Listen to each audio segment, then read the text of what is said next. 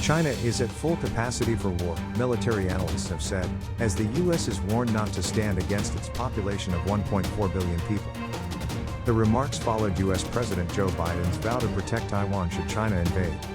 When asked whether the US would defend Taiwan in the event of a conflict, President Biden told a CNN reporter, "Yes, the US has a commitment to do that." Chinese experts have digested the remarks made by Mr. Biden, and claim they should not be seen as a slip of the tongue or an accident.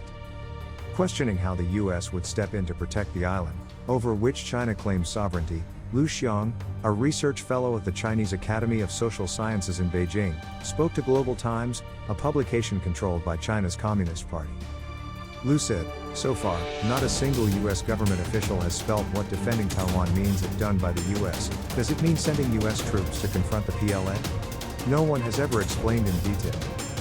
On a military scale, both the US and China enjoy very similar advantages in technology, yet the sheer size of the Chinese People's Liberation Army, as well as the strategic geographic position of China, compared to the US when it comes to Taiwan, may set the two apart. Seeking to dismiss the military might of the US, the Global Times analysis said, the US had advantages, and its strategic ambiguity was out of its diplomatic need toward China. But now, the PLA has an overwhelming advantage over the military on Taiwan Island, with full capacity to cause unbearable results to US troops if they dare defend the island. Attacking President Biden, the editorial analysis went on, Biden does not have the political authority to announce that the US military will defend Taiwan when a war breaks out, nor does he have the confidence to have a strategic collision with the Chinese mainland and the Taiwan Straits to support Taiwan secessionists. Taking the warning further, the piece added, Americans bear the risk of a bottomless war for Taiwan Island. So, even if he dared make a slip of the tongue, he would not dare really think so from the bottom of his heart. Yet as diplomatic and threatening rhetoric flows from either side, there also remains a harsh yet significant reality as to whether the US can actually come to the assistance of the Taiwan government. A White House spokesperson said the president will not announce any change in US policy, as its stance remains robust. The spokesperson said, the U.S. defense relationship with Taiwan is guided by the Taiwan Relations Act. We will uphold our commitment under the Act. We will continue to support Taiwan's self-defense, and we will continue to oppose any unilateral changes to the status quo. Mr. Biden also said on Thursday, "I don't want a Cold War with China. I just want China to understand that we're not going to step back, that we're not going to change any of our views."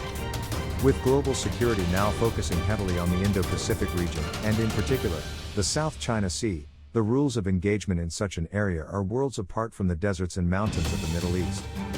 With the US, UK, and Australia agreeing to the so-called AUKUS deal that will see nuclear submarines built to counter Chinese threats in the region, the notion of a full-on arms race has already sprouted its seeds in the region, with other major actors already off the blocks. China, South, and North Korea have all tested their latest weaponry in a show of force. Other regional actors have expressed concerns that a buildup of military power in the region would destabilize peace in the area, sparking a new Cold War. The mutual bullying of a number of countries in the Asia-Pacific has made the South China Sea heat up again this year. China and the United States are said to have carried out provocations through their military maneuvers. US allied countries such as Britain to Germany also began to place their warships in the Asia-Pacific, including in the South China Sea. South China Sea itself is waters that are rich in natural resources and fish. The value of commodities transported through these waters is said to be in the trillions of dollars. At the UN Security Council session last month, China claimed the entire waters of the South China Sea as its sovereign territory on historical grounds. China's claims overlap with the interests of Vietnam and other ASEAN countries based on the exclusive economic zone rules.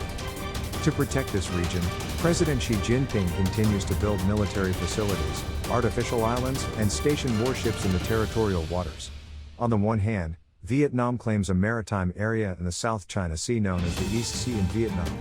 Tensions between the two countries have made Vietnam the most vocal opponent of Beijing's claims to the territory.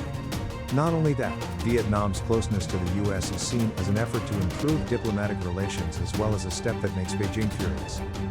As of January to September, the US and its allies have been showing off their main defense system tools to provoke China or vice versa.